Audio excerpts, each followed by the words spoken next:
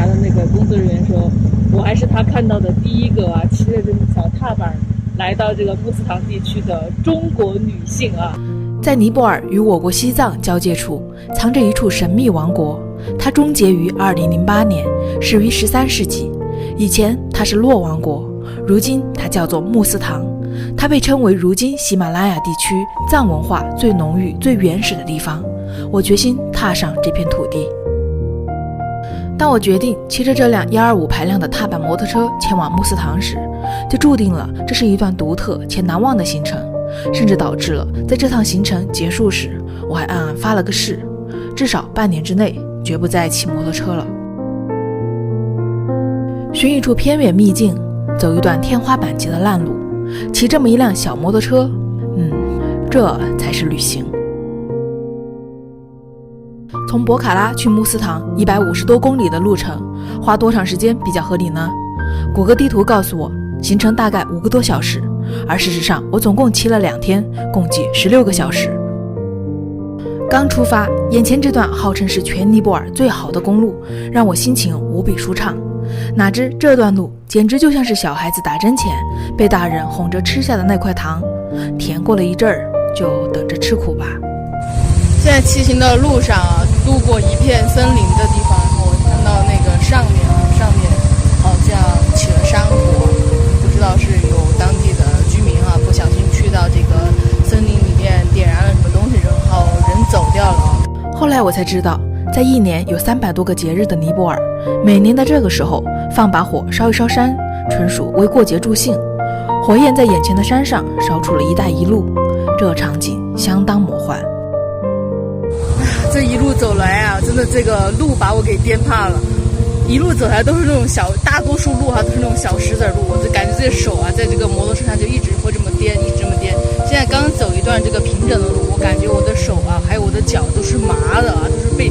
后面那段路给颠麻了。这样的路我真的还是第一次走，比走这个饼茶还要恼火一些。可以看到哈，今天开了大概有3-4个小时了，看到我衣服上的灰尘啊，简直就像是一件从垃圾堆里面捡来的衣服一样。现在来到了一个路边的一个小镇旁边哈，我这边身后是一辆前往穆斯唐的一辆客运车，现在车上全部都空了，人都往下走了，发生了什么情况呢？原来是在这边啊，这后面有一个瀑布，这儿的环境还挺清幽的啊，特别舒服。这些车的人全都下车了，坐在这路边啊。我看到有人居然在开始煮饭啊，这个真的是太好玩了。就是这辆车上面的人，一车人全部都下来了，现在全都坐在这个路边啊。然后那里面呢有人在做饭，好像在油炸什么东西，一群人就在旁边坐着等，简直是大开眼界啊，闻所未闻。他们这个车上真的是百宝箱啊，车里面还有气罐啊，锅碗瓢盆啥都有，我的天哪！席地而坐啊，就地煮饭了，这个是感觉就像是咱们碰上了咱们国内自驾游的人一样啊，车上啥都有，炊具一应俱全。然后这车上的游客就坐在旁边啊等着。后面有一辆那个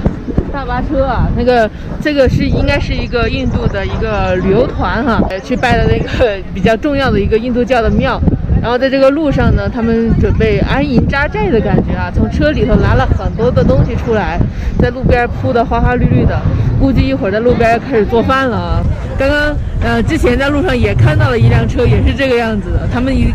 趟车上面全部都是印度游客，然后带了特别多的装备啊，好像还带了一些床单被褥啊，带了一些衣服铺在路边，可能是昨晚上在酒店里面洗的衣服没有晾干啊，趁着这个中午做饭的时候把它铺在路边来晾一下。随着海拔的抬升，路况越来越差，几乎所有能想象到的艰难路况，这一路上全部都经历了一遍。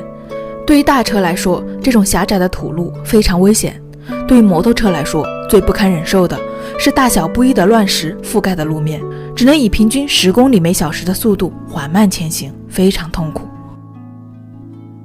这个路况感觉就和那个去墨脱的路差不太多啊。然后这路边的风景也跟去墨脱的感觉特别像啊。整个路段都是沿着河边走的，这条河叫那个甘达基河。然后这前面呢还有瀑布，这边的植被也非常的茂密啊，前面还有一些芭蕉树。雨季的喜马拉雅南麓，每天一场雨，比人的生物钟还要准时靠谱。前一秒还在吐槽尘土飞扬的土路，下一秒它就变成了难度升级的泥塘，稍不注意就会人仰马翻。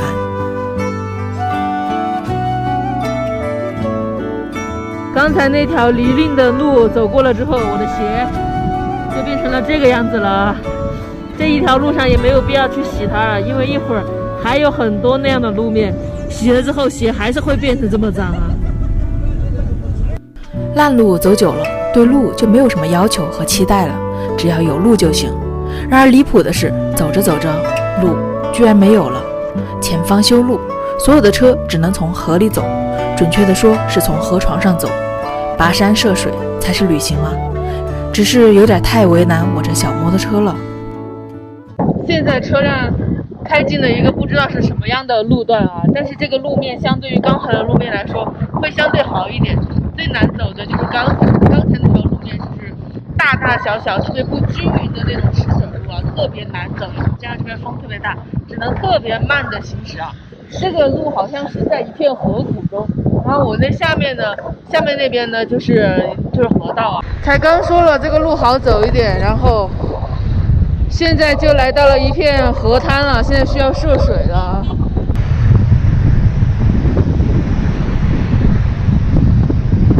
后面呢有一排那个转经筒啊，转经筒这边进入这个地区的话，这个藏族的元素就会越来越浓烈了。终于开上了好路了，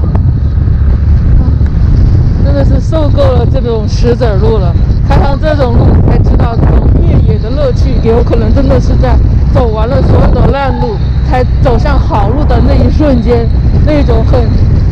喜悦感啊，可能这就是越野的乐趣吧。啊，这个路简直是太好了！